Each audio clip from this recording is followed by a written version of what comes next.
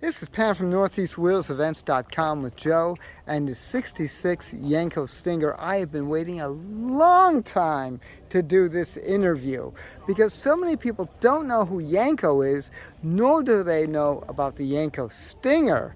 Yenko, I guess you could say, was one of the tuners of the 60s, did a whole bunch of cars.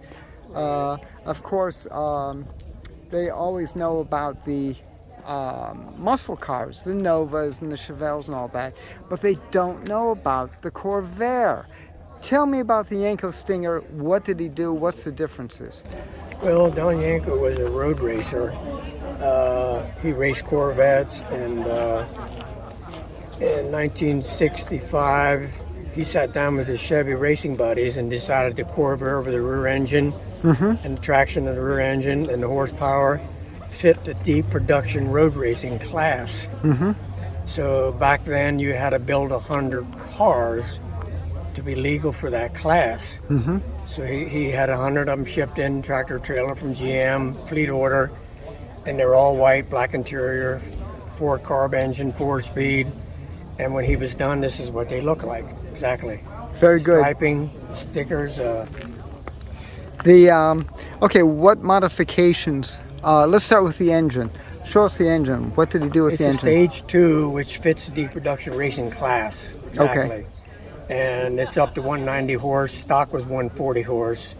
How did he get the 190? Well, it was tuning, timing. They took the carbs and took the flashing out, rejetting back then.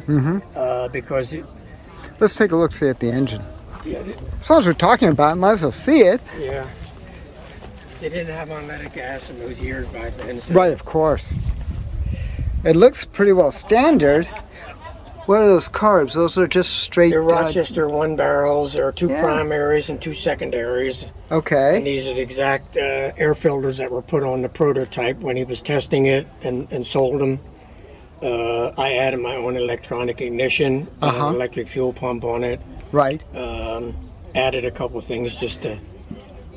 My coil was added. Yeah. Got rid of the points and put a Pertronix electronic ignition on it. Oh, that's the only way to go. That really is. Yeah, the points are okay, but Yeah.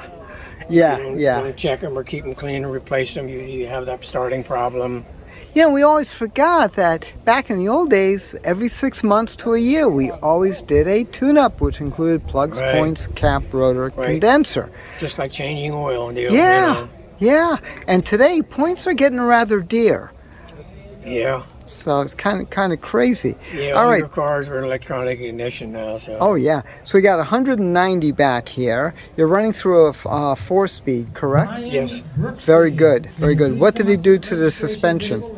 There was a heavy-duty option for the front, which was springs and shocks.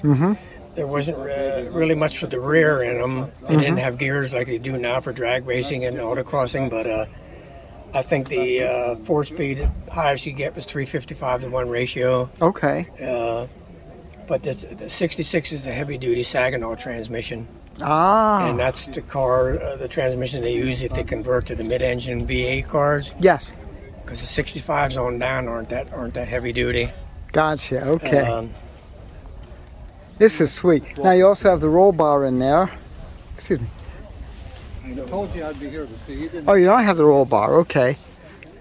No, it doesn't have a roll bar. Very good. Still has a full factory interior, which is interesting. Yeah, the back seat folds down. The racers take that out Right. for racing and roll bar. And I like the little addition of the quarter window over there. That's interesting. that was his idea, making it look like a 2-seater. Uh-huh. And what's strange about it, these are aluminum embossed stickers. Very Really? rare. Very rare. That's weird. That is Yeah. weird. So how did they do in the in racing? They did a lot of regional winners, different states, and then the guys are autocrossing. But in 1967, a Stinger won the Deep Production National Championship. Nice. Now, what were they racing against in deep production? All the TR4 Triumph factory-driven race cars. Wow. Yeah, so that was accomplished, and he knew what he was doing. So That is fantastic. This is some rare car. So only 100 were built. Total of 186. 186. Wow. How long have you owned your Stinger? I restored it in 2013, and I had it about 5 years before that. This is something else. And then I put the regular mini light magnesium wheels on it, which add a little class to it. Yes. Yes, indeed. Now, I notice you have drums. They didn't Yeah. run the disc brake back then? They weren't offered in the. Ah, okay. Later on during the racing years, there was a couple aftermarket companies that made kits for the front end. Yeah. Or gave you a list of parts that you could use Chevy parts and convert. Mm-hmm. I stayed with the drums Yeah. because in fact I put new lining on it when it was restored, and it stops. Oh, yeah. Oh, yeah. I mean, it's I'm surprised with the racing, though, is that they didn't go with disc, because I know Triumph, of course, runs disc, and so many others had Right. disc brake. you see the original Corvairs had 13-inch wheels and tires on them, Right. and when you converted to disc brake kit or parts from junkyard cars, you would either go with a 14-inch. Which yeah. is good for racing or good for touring, you know. But Yeah, but not for racing. You need it low. And you didn't have the low aspect tires that we have today. no, So, wide tires, and some of your real built Corvair Stinger racers have a fender flared out for bigger tires. You know, Right. that wheel well will hold a big tire. hmm So This is fantastic. What's the most fun you've had with her since you've had her on the road? going to car shows. Sounds good. I've seen it so many. I've been trying to get this interview for so long. Well, it was built to show That's and it. talk to people who don't know about it and this and that. So that's the main thing. And this is a 1 year only, correct? Yeah, well, no, the first 100 were 1966s were 100. Right. The 2567s were built. Mm-hmm. I'm in the 301 to 325 tag on my door, which is the last 25 built. So this is a Before he's- 67? Pardon? This is a 67? This is a 66. Yeah, okay. The red and blue ones were 67s. 7, okay. Then he started building the Yenko 427 Camaros, Novas, and Chevelles, and then Yes. Corvairs. Lost interest. Yeah, well, all the books written were basically on the muscle cars. Yes. Although Charlie George wrote a book about that thick with nothing but the stingers in it. This is amazing. History. This is great. So, Wonderful. Joe, I really appreciate it. Thank you so very much. thank you.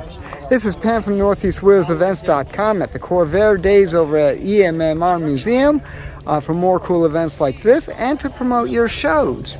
Check out your car show calendar, NortheastWheelsEvents.com, SoutheastWheelsEvents.com, UKWheelsEvents.com. I'll see you at the shows.